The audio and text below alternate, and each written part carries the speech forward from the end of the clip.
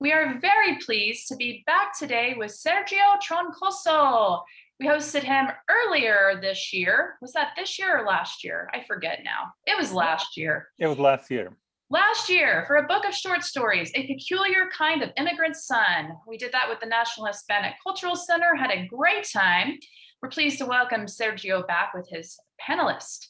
Troncoso is the editor of this new anthology, Nepantla Familias, an anthology of Mexican-American literature on families in between worlds.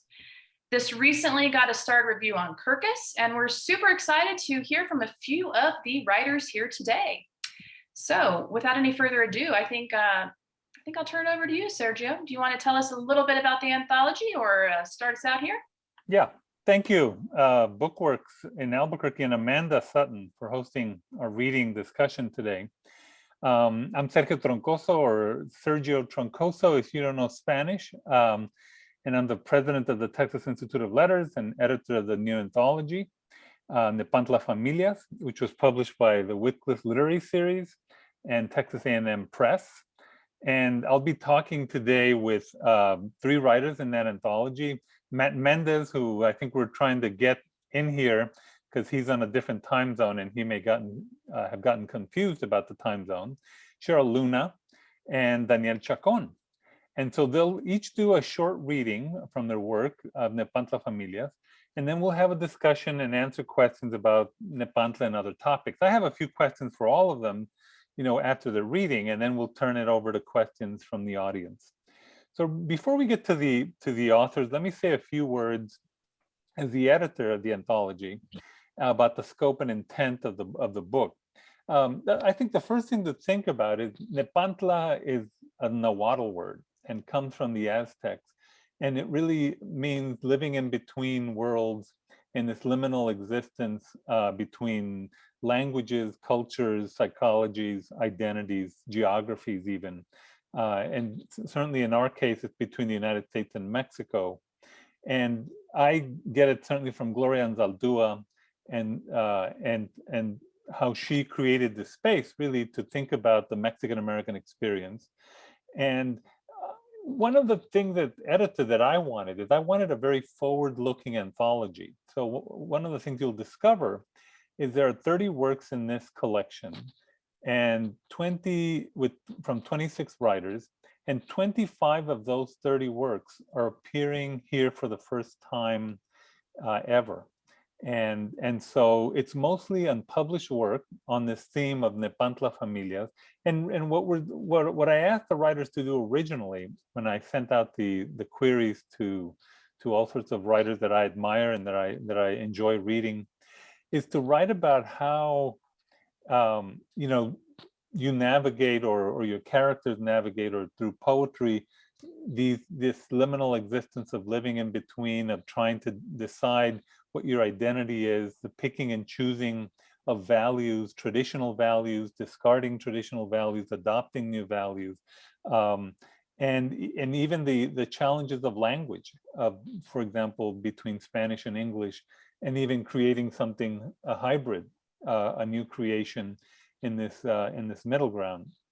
So I think it's a rich topic that I believe very deeply goes to the heart of one of the major issues happening in this country, in which I believe not enough of us are crossing borders. Not enough of us are crossing borders to understand other cultures, to understand each other. And so it really, in my mind, gets to the heart of empathy. When you have to cross a lot of borders, as these writers will I'm sure, talk about, I think not only does it make you more empathetic towards your own, of course, community, but it also gives you the skills to cross borders and to understand other peoples, other communities, other cultures, other languages. And certainly that has been the case for me. I grew up in El Paso and then ended up up here in the Northeast in Connecticut. And all of that has really pushed me to expand this fluid sense of identity, because I think that's the other central issue in Nepantla, is that it really challenges these static definitions of identity whether it's linguistic or cultural or philosophical or even psychological. And so I asked these writers to write about how they navigate Nepantla through their families, because for me, that's where the rubber meets the road. That's where you decide so many issues of where you belong, how you belong, whether you belong at all, or you may not. You may have a lot of issues fitting in either to this country or to the community where you live. And so all of these are navigated. I think many of these are navigated through your family first. So I don't see Matt Mendes, so I'm going to start with Sheryl Luna, and I'm going to introduce her, and then Cheryl will read a little bit, and then we'll just continue on. So Sheryl Luna's Magnificent Errors received the 2020 Ernest Sandin Poetry Prize from the University of Notre Dame and is forthcoming. And Pity the Drowned Horses, also published by the University of Notre Dame Press, received the Andres Montoya Poetry Prize. And her book 7, published by 3 Ataos Press, was a finalist for the Colorado Book Award. Cheryl, it's all yours. Okay. Well, thank you so much, Sergio, and Bookworks. I'm very honored to be reading for this great anthology. I'm going to read an excerpt from my essay called "The Hole in the House," which basically deals with trauma, cultural trauma, familial trauma, individual trauma. And the hole in the house is a physical hole, which I won't read about. And it's also metaphorical about the psychological hole in my family. The hole in the house. I didn't like men after having been gang raped by my stepfather and his friends. I didn't even remember the rape for many years, only that I wanted to get as far away from his hatred of me as I could. So when in 1983, my parents divorced, I was long gone. My stepfather, an abusive jerk, left after having an affair with the woman he worked with at the time. This left my mother, who had not worked for 20 years, in a terrible predicament. It is an old story, but my mother was and is childlike. She enjoys animated movies, loves to go out to eat or watch comedies. She dislikes what she would call the evil of the world. She sees the world to this day in black and white. People are either good or bad. She trusts no one because, as she says, I have been taken advantage of too much. My stepfather had adopted me, but he was always emotionally, physically, and sexually abusive. My mother stood by quietly, uncertain how to find her voice. My mother, like me, has spent a lifetime learning to find her voice. She is still learning to speak up for herself, for her own needs. In 1983, she was unreasonable. During the divorce, she would not sign the papers for an entire year, certain my stepfather would return. She said, "The only thing I want is the house." She said this over and over like a mantra or a prayer. She didn't care about his pension or all the money he had saved up for years. She only wanted the house. She envisioned our family, what was left, my brother and sister and I, living in the house together. She wanted to have a place for us to return if things went badly. I had left town to go to college at Texas Tech University. I had fled my stepfather's verbal abuse as soon as I could. He would always say, "I can't wait until you're 18 and on your own." So in a sense, I felt it was my obligation to leave, that there would be no parental love. Yet I was eager to leave, adventure, and succeed. I imagined myself succeeding and wealthy, but I never imagined myself married. My mother was devastated by the divorce, as were my sister and brother. I was not surprised, and honestly, it was a good riddance. Since I was at a university, I was unaware how much my family was suffering. I was too wrapped up in myself to care. I was in survival mode, working hard in the college cafeteria to pay tuition. My stepfather sent $700 towards tuition. I was surprised but grateful, but that was all the help I would receive. I was soon on my own again.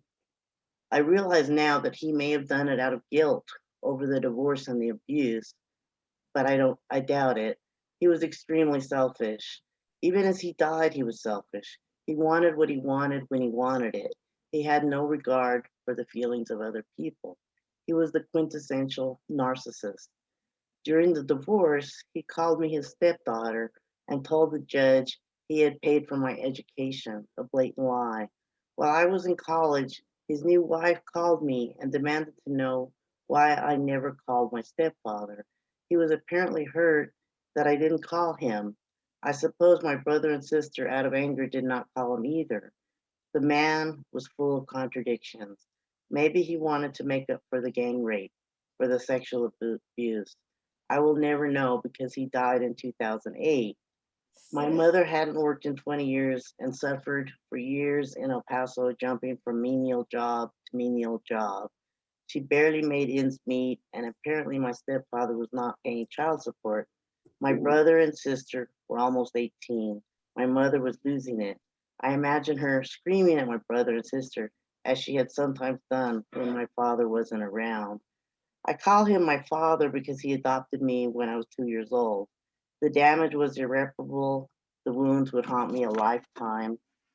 And I would like to note that my stepfather was Polish and my mother is Mexican American from El Paso.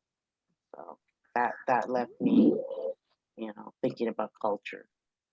Thank you, Cheryl. Yeah, and before I go to Matt Mendes, one of the reasons I love The Hole in the House as an editor, because it was a tough essay.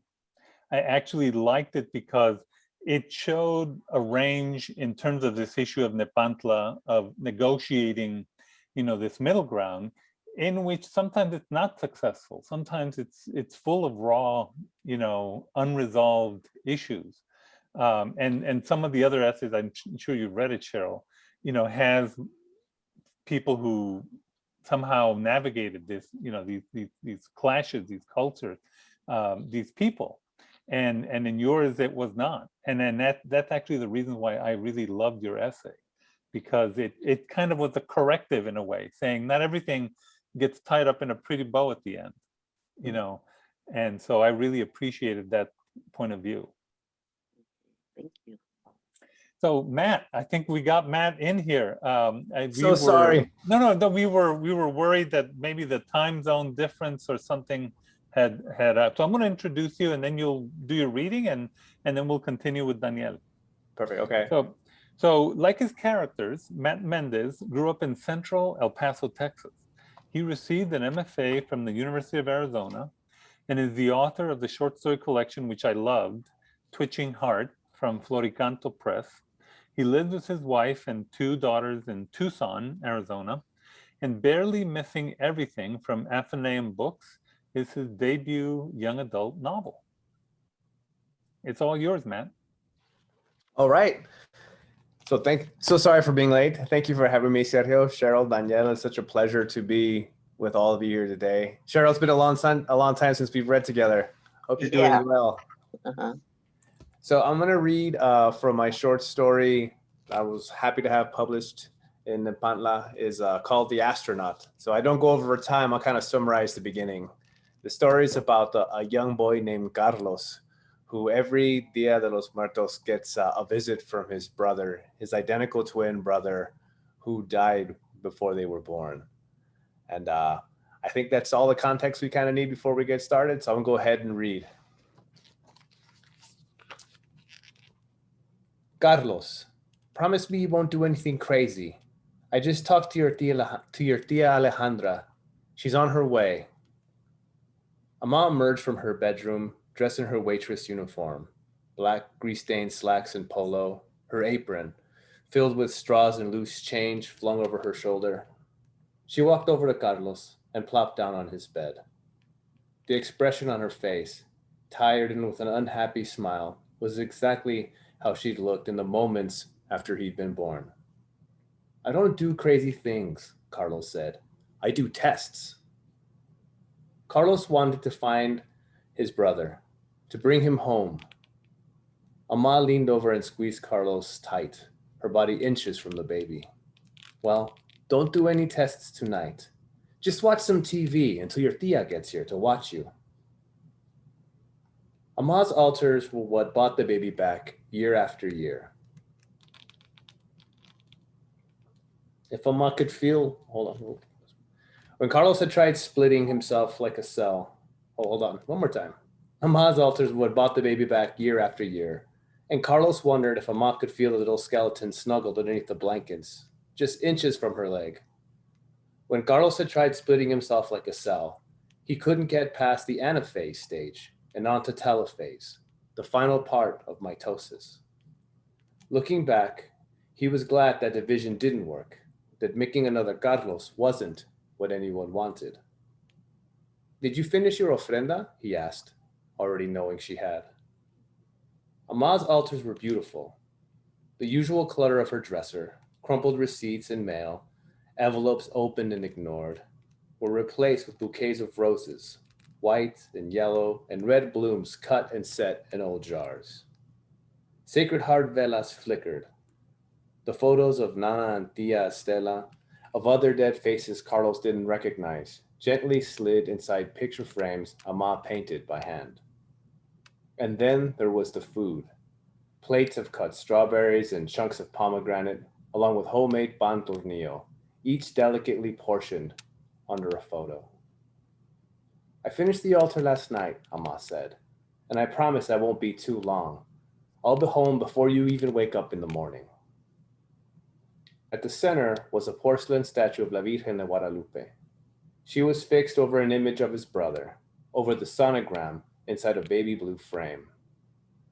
Carlos was also in the picture, one of the two indistinguishable blobs floating in the cosmos, part of the ofrenda. You always say that, Carlos said. Ama rubbed his hair into his face. If Carlos didn't know any better, she might be being playful. You always say, oh, promise me, mijo, no jumping through mirrors, looking for other dimensions, no digging up the courtyard looking for mines and cutting yourself in half. I need you to be normal. I am normal, Carlos said, moving his bangs so Ma could see his face. But like always, she avoided looking at him and instead gazed toward the open door of his room. I promise, Ama. And you always say that, Ama said, getting up to leave. And please, don't go into my room. Don't you wish you could see Hector again? Carlos asked, using his brother's name. Ama looked back at him, now standing in the doorway. One day, she said, I will see him. We will both, but just not today. I can find him, Carlos said. I know where to look now. You're making me worried, mijo. Carlos could see the uneasiness creasing in the neat lines around her eyes. Don't worry, Ama. I'm all done with tests. I love you, mijo, Ama said, pausing for a moment, and then looking at the clock on the wall. I gotta get going. Ama blew him a kiss and then rushed from the room without looking back. If she had, she would have seen the little skeleton crawling out of the blankets. Her altar had brought the baby back, if only for the night. Carlos watched as his brother struggled to flip onto his back, his mouth open, grunting or crying, but all his effort made no sense.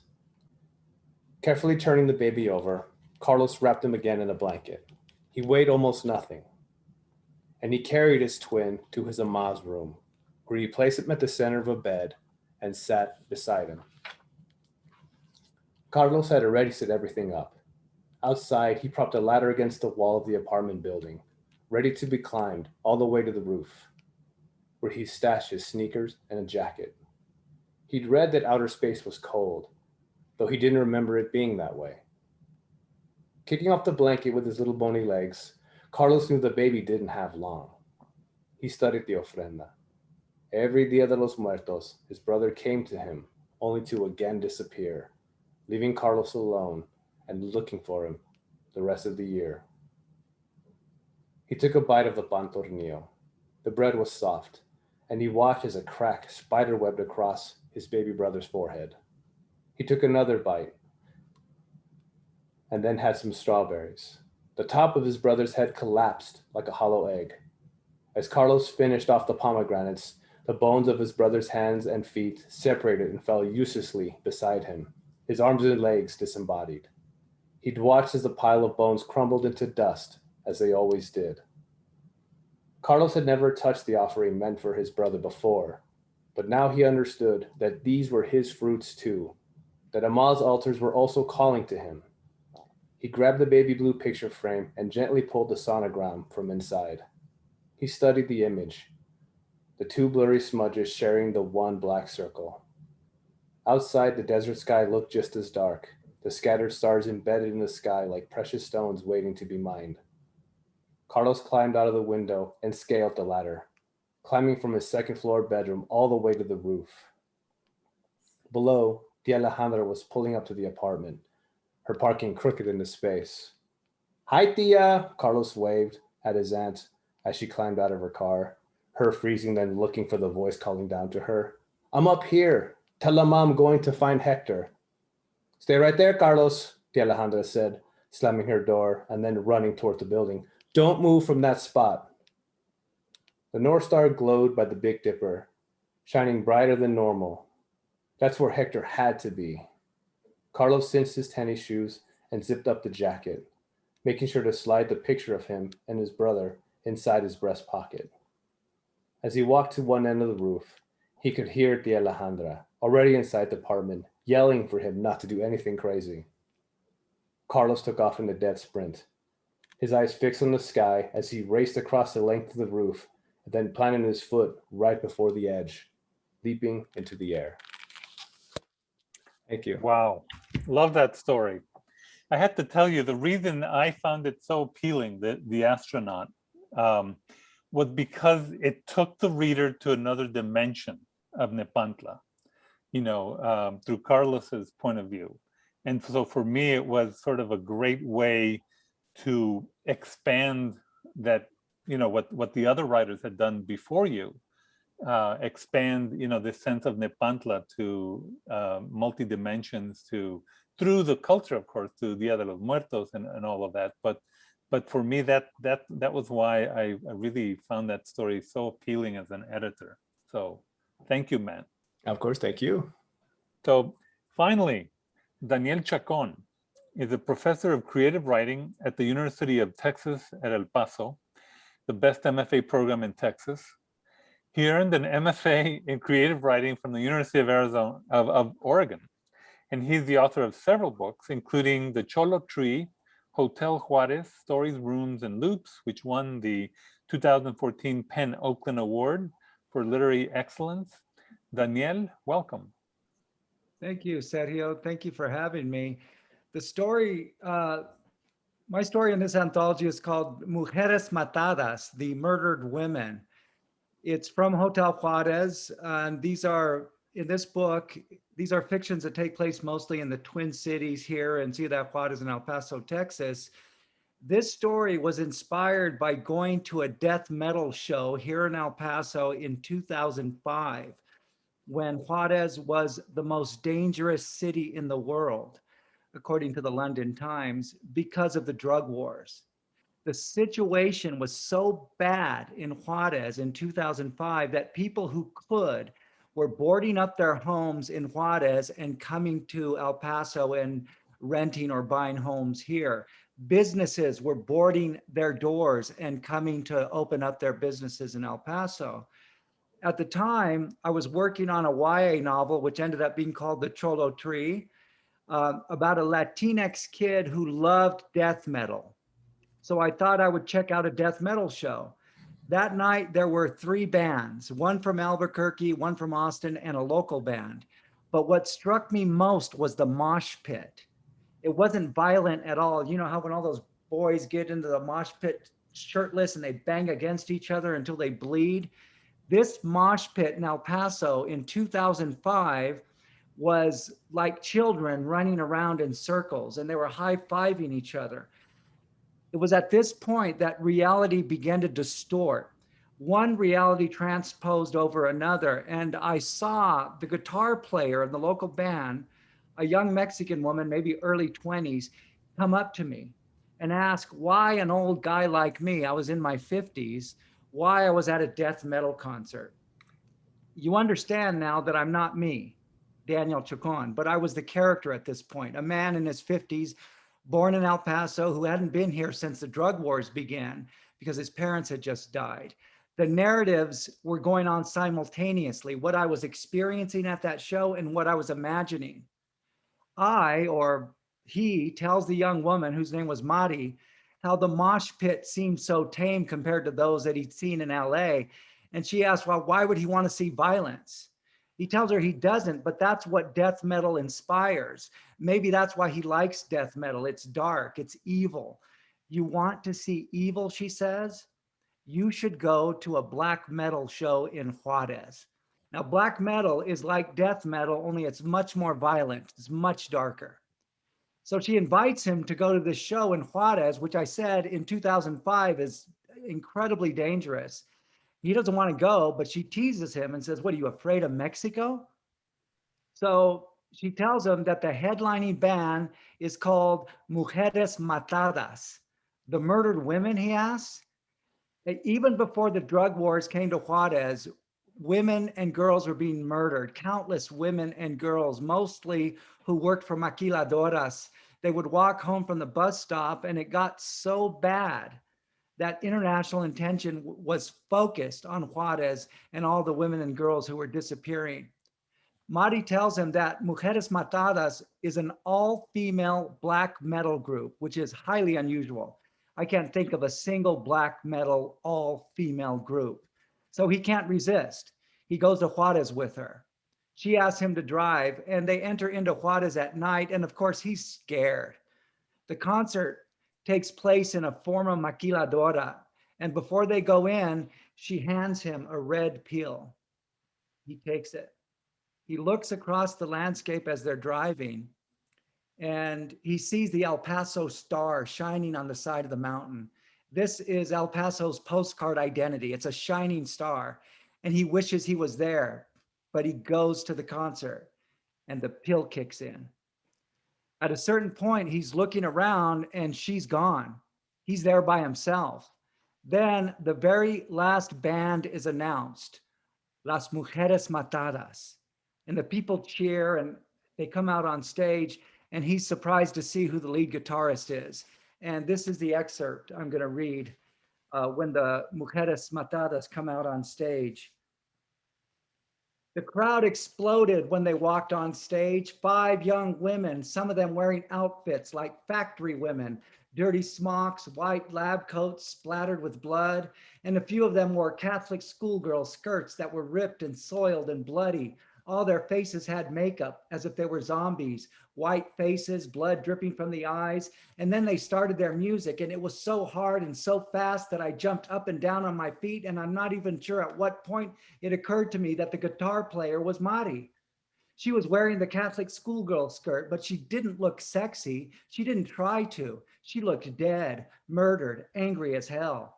She had on skeleton makeup, a cross between black metal style and the calaveras of the Day of the Dead, and she had a Frida Kahlo style scarf on her head. Odio por Juárez! Odio por Juárez!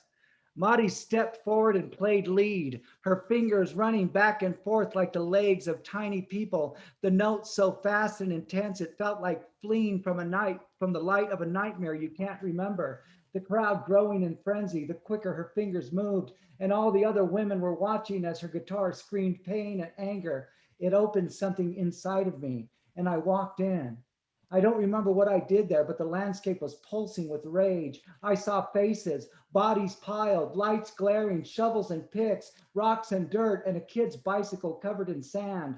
I saw my mother's body shriveled up under the covers, her eyes closed. The band kept playing. I don't know what really happened, or if it was the drug, or if it was my memory now that I try to recall that night in Juarez. My perceptions of reality are filtered by ego and past experience. I don't remember what I did while the Mujeres Matadas screamed for justice, for love of Juarez. I only know that I must have been inside of that place for a while. Then they were done. Mari became Mari again. She was out of breath, her chest moving up and down, but she was happy, not laughing and smiling, but fulfilled, as if the clouds broke open and the sun blasted her in warmth. She held her guitar like a rifle, and then she looked up above the silhouette of heads that was the crowd, the lights shining in her eyes. She didn't look for me, didn't want to know what I thought of her performance. It wasn't about me. In fact, after it was all over and the lights came on and people left, I would look for her but wouldn't find her. Security men in dark suits would tell me to leave, and I would drive back to the border alone that night, figuring she must have left with friends. But for now, she was on the stage, shrouded in sweat and applause. She turned around and looked at the other Mujeres Matadas, all of them sweaty and done with it, all of them carrying instruments like weapons after the battle. As the crowd whistled and yelled for them to play another song, as the motion around them blurred into a dull-colored background, the women looked at each other, the light in their eyes holding them together like a star. Thank you, Daniel. Wow, Mujeres Matadas. It's a terrific story. And you know, for me, it was how it took me back to Juarez in a way. You know, this sort of different dimensional reality, whether it's drug-induced or simply to face, you know, what the reader doesn't want to face in many ways. And so I sort of like that opening up of the reader's perspective, and you know, making it about Mari, really. That for me was what made that story so special. Not about the perspective that, you know, that it's telling us about Mari, but about her and about the Mujeres Matadas. So for me, that's just a terrific story. Thank you for that, Daniel. So I wanted to ask you, all of you, I'm going to pose a question to you and just take turns, you know, however you want, answering it. And this is on Nepantla. So when I sometimes hear about Nepantla, this liminal existence, either in between cultures or countries, languages, identities, you know, I sometimes sense that some see this existence as either a weakness or an indecisiveness or a confusion.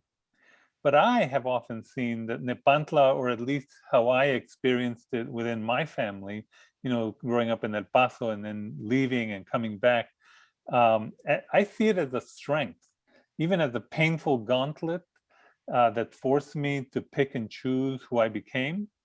So how is Nepantla, as it occurred in your family, a painful trial maybe that was maybe productive to who you became and what you care about as a writer? Anybody want to start? I will. I think I was always confused about my identity. I was raised, my mother's side of the family was all from El Paso. My grandmother spoke Spanish on one hand, and then my stepfather would be like, "Don't speak Spanish, this is America." Had a lot of negative attitudes, so I grew up with a lot of shame about my culture, in denial about my culture. And I too left El Paso and came back, and that had a big impact on me, realizing that El Paso was a very different place, unique place culturally, and it meant a lot to me. My first book was really mostly about El Paso, and I think the search for my identity was long and confusing, but I also found a sense of power, and it was a means of taking back my power to identify as Latina.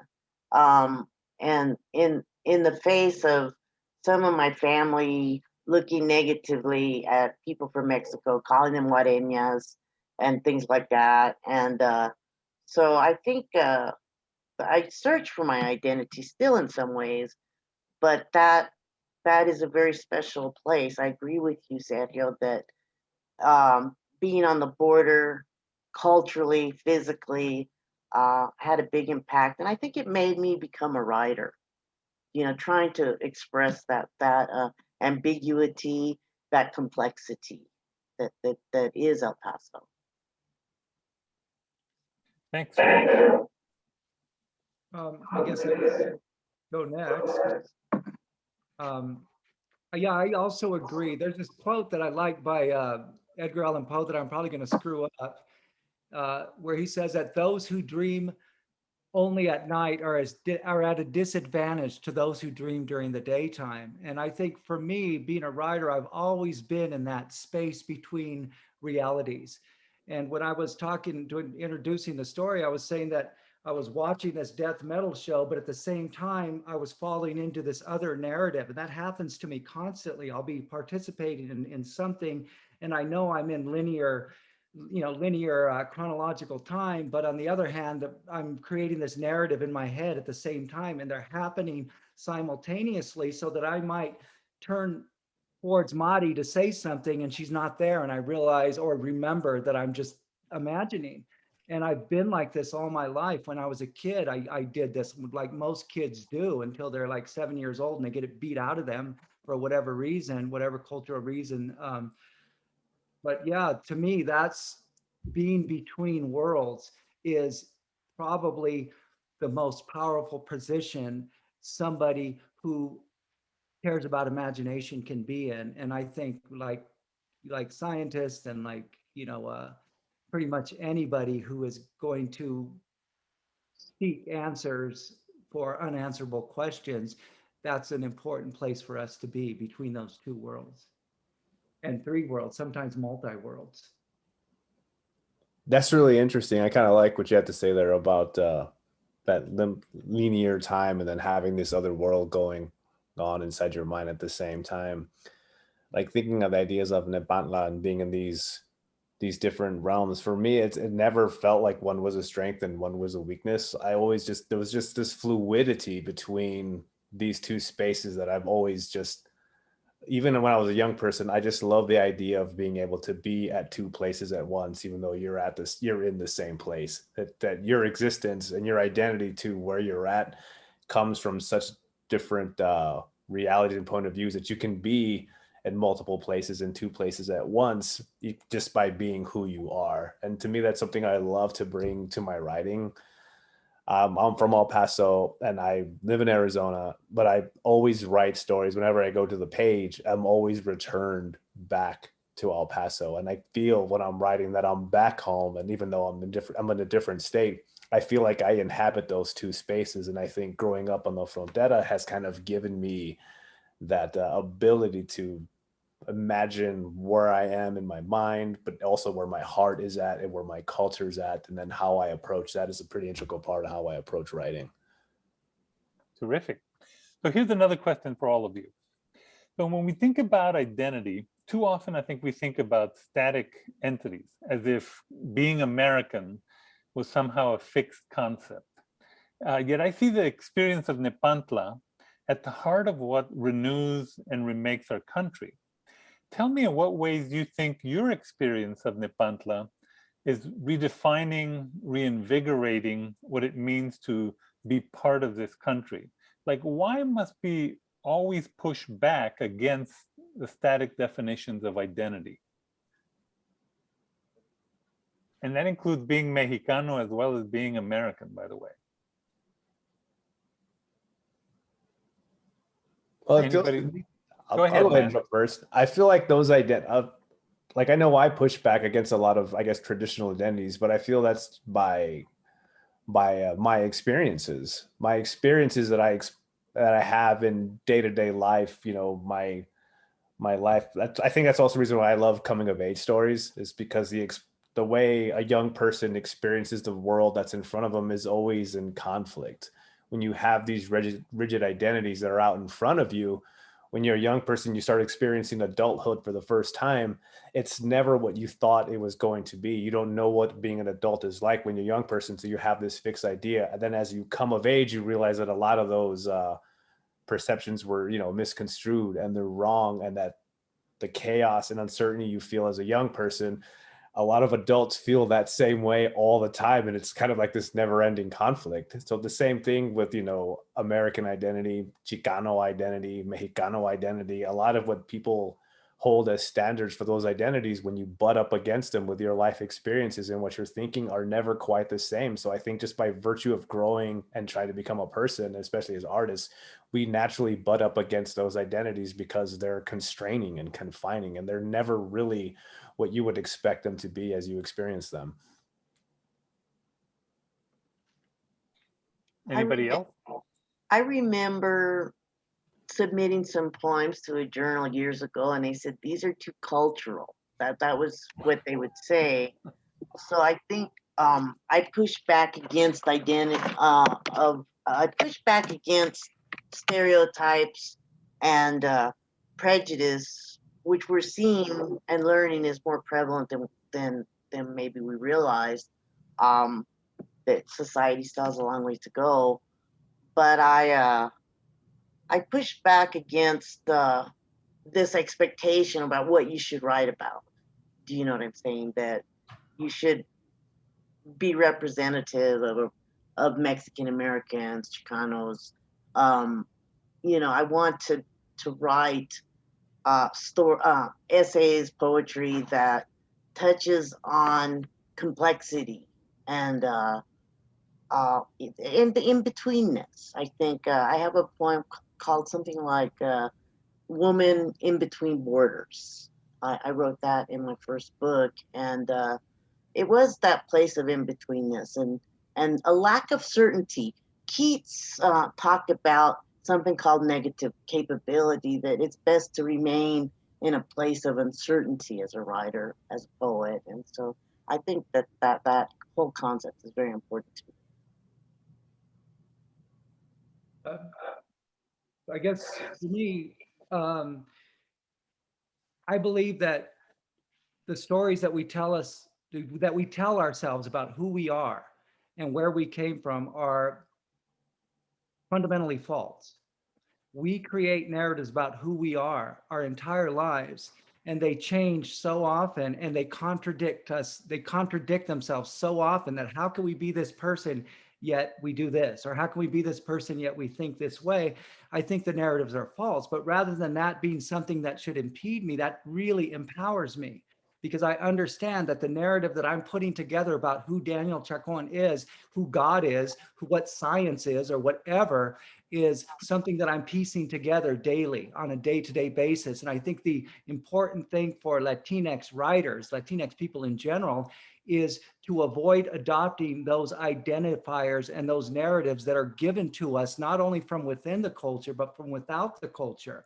Like, for example, when you are saying, when you write something and you say, oh, well, it's too cultural. Basically, or here's what happens to Chicano writers all the time, at least it used to. You write something and somebody might say, well, I didn't learn anything about being a Chicano. As if it was your responsibility to tell the story of what a Latinx or Chicanx person is. I think all those narratives are false. All those identities are false, and that we should only embrace them in terms of how it's going to deepen our narrative towards our ultimate goal. And I think our ultimate goals really have to be rooted in something as lofty as love. As something as lofty as unity and community. And so for me, identity is a tool that I could use. And I don't mind being on the shelf where it says Latinx literature. I don't mind, because if it helps me get my word out there, then I'm okay with that. Yeah, I remember when I published my first short story. It was about this Chicano at Yale calling his Mexican grandmother and arguing about Heidegger. And Heidegger's being towards death. And people said, what the heck are you doing? What is this? And so for me, it's actually very gratifying to hear from readers say, you know, there's so many complexities in Nepantla Familias. There's no one, and that was entirely the point, to open up the space to show the complexities of existence and even the contradictions and even the differences. I mean, for example, Stephanie Lee writes a great essay about her Chinese father and her Mexicana mother. for example. And she's among many others that are really introducing other, other complexities into what being a Chicano is. And I think for me, it always gets down to writer freedom, that the writer should have that deep freedom to explore whatever she wants to explore. And in that, you're getting a sense of who you might be and who you can be. And I also, when I thought about this anthology and putting it together, I really thought about the next generation, not my generation, but really my sons, for example, who are 24 and 27 and going into the, identify as Chicanos, yet they are, they're living in Chicago, they're living in New Haven, for example, and they're not necessarily on the border, but they're going beyond the border. And this is something I think that is happening to our society. Of course, the major communities are on the border, but they're going way beyond to Kansas City, to New York, to, rural Connecticut, and you're finding Chicanos everywhere. And so for me, this sort of anthology was to open up that space for them as well, for them to have something to experience and to learn from our journeys. But here's the last question I have for you, all of you. And this is really for the younger generation. What advice would you give to younger writers or the younger generation in general, experiencing their version of Nepantla as immigrants or the sons or daughters of immigrants? How do you think their experience will be different from what your experience was? And how would you suggest this younger generation navigate crossing borders that may not be understood by their parents or even supported by them? And I asked this question thinking about Diana Lopez's, for example, story in which she writes about a phlebotomist. And I talked to Diana about this, in which often when you go beyond, like when I went from, my first job carrying live chickens from truck to the Ivy League, my parents couldn't go with me. They didn't know what it was, what I was doing at Yale and at Harvard. And so it was a very lonely experience, but one of the pieces of advice that Diana got was, she said, you'll find more people like you. Not your parents, because you're really in a way going beyond what they will understand, and they didn't understand the Ivy League. And so this is sort of a question for me right now, for you. What advice would you give this younger generation, experience their own version of Nepantla, and sometimes going it alone, sometimes doing things that maybe the previous generation did not do or did not understand? And how do you navigate that as a writer, as a next gen person?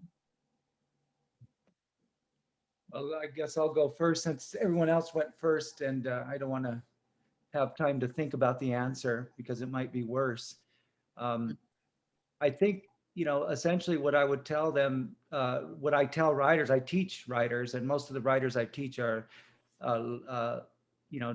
Latinx people from the United States, or they're from Latin America. And I learn probably more from them than they learn from me, because this generation of writers is just so much more savvy than I was when I was a new writer. I mean, they know shit that I had no idea about when I was with their age. But I think ultimately, sitting, where I am now as an older man, about ready to retire, or at least I want to retire, I think I would tell them that ultimately the most important story that they're ever going to write are the ones that they're working on every day, that constructs the narrative that's meaningful to them about themselves. And the narrative choices belong to them. They don't belong to anybody else. And so if they know that every day the choices they're making are creating their story, create the best story you can of yourself, the one that you really, really want to live and experience.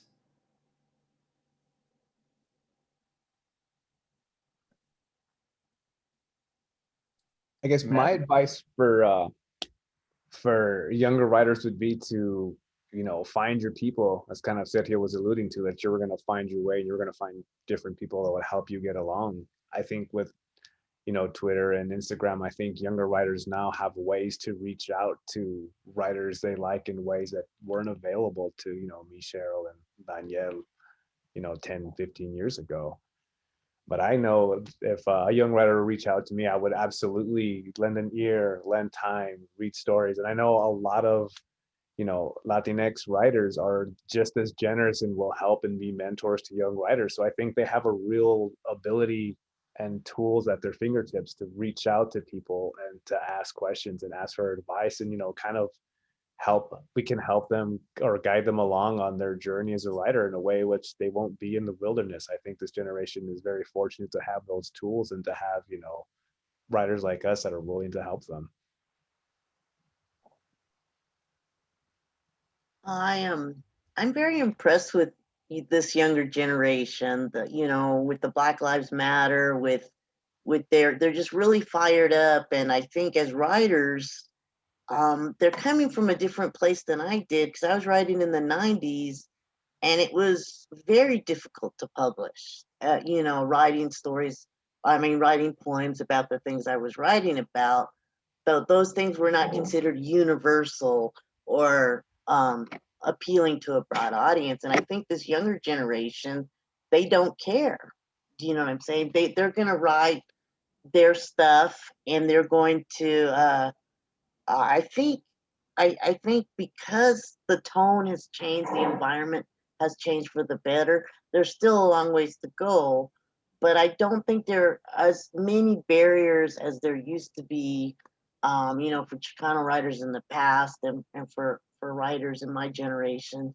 And I think they're going to do amazing things. As far as advice, I would tell them to just learn and grow and take it one day at a time, and to enjoy the process of being creative, because that's really what matters, life itself.